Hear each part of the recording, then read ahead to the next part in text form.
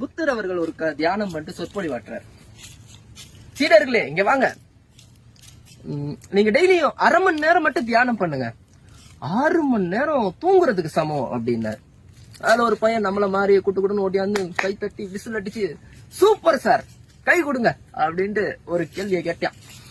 அப்ப புத்தர் அவர்களே, 6 மணி நேரம் தூங்குனா 1/2 மணி நேரம் தியானத்துக்கு சமம் தானே அப்படின்னா. அன்னைக்கு புத்தர் மாயமா போனவர் தான் இன்ன வரலும் காணோம். அதை விட்டுங்க, அதுல ஒரு கன்ஃபியூஷன் இருக்குல்ல, அது நம்ம நாட்டிலயும் நடக்குது இல்ல. 2 பக்கம் நியாயம் இருக்குல்ல.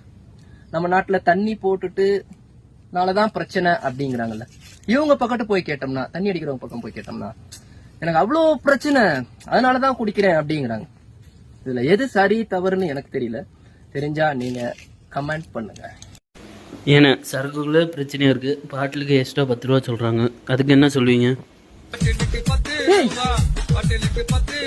Video cancel.